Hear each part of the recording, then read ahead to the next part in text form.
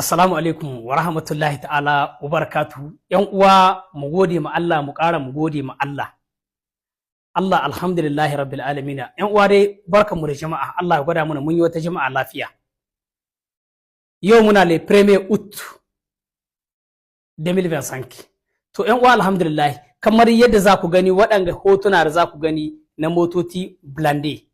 Mota wadda aka kira blande wadda kartushi baya fasata. Waɗanga motocin ba ƙirar Japan ba ne, ba ƙirar Rasha ba ne, ƙirar Niger ne.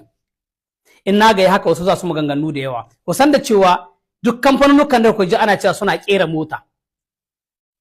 Haka suka fara. To sai mu ce alhamdulillah tunda mun gode ma Allah waɗanga sojoji mun san sun taho kishin ƙasa so ya kasu Niger. Saboda ba su ƙera mana wata mota ta Likis ba. Farkon ƙiran motocin da za su farawa sai aka fara ƙiran motoci na yaƙi. Alhamdulillah yanzu sun yi nasu ƙoƙari kuma suna ga cikin nasu ƙoƙari ba su ƙare ba. Mu ne ke da saura mu ma mu gwada namu ƙoƙari. Namu ƙoƙari ina na zai hitowa mu gaya mu ƴaƴanmu da ƙannanmu har da yannanmu ma wa'anda muke iya kwatanta ma yanda ake son ƙasa. Son ƙasa shine ya rage mu yanzu. Yanzu shugabanninmu suna nuna muna son ƙasa, yanzu muna mu ma'adade mu nuna mu na iya da ƙannai da yannai son ƙasa.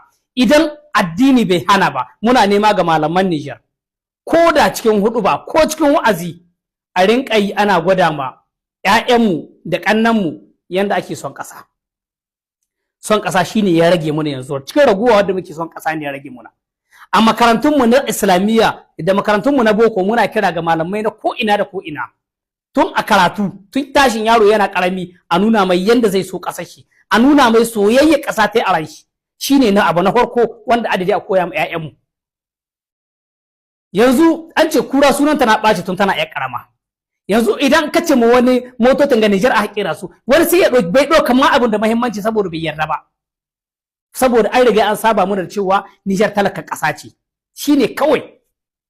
Muna da talauci a sama amma a ƙasa muna da arziki. A ce ma Niger talaka ƙasa kuma a ƙarƙashin Niger akwai arziki. Kuma waɗanda ga ce muna talakawan kuma da muna suka bugun gaba amma mu rasa mu gane.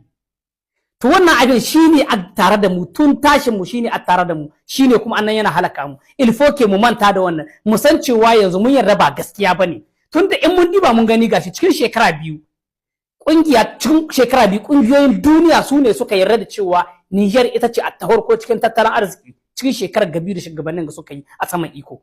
To kenan wannan abin ya ba mu cewa duk abin da aka hodi baya ƙarya ne, mu manta da wannan abin ƙarya ne. Niger muna da arziki. Yanzu gashi mun fara yarda.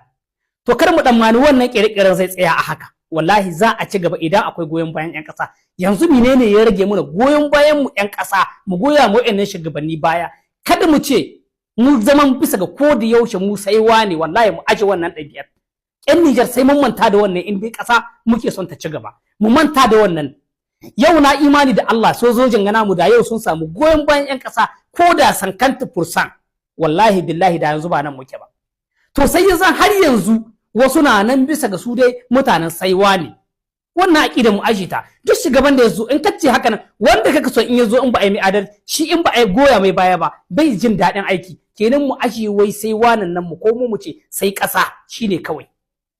Mu samu ƴaƴanmu son ƙasa wannan na ƙarshe magana ta farko magana ta ƙarshe wallahi ba yadda za mu ci gaba idan babu son ƙasa a rayukanmu. Sojojinmu suna nan suna sama waɗanda suka ɗauka yanzu suna samun son ƙasa kamar yadda aka wadi aka ce duk wanda taso ya kamata yau a ce an yi mai karatu na soji ko ba ma'aikacin soji ba da ya san ya yi karatun soji ya san menene soji Allah ya tsare ko ta kama.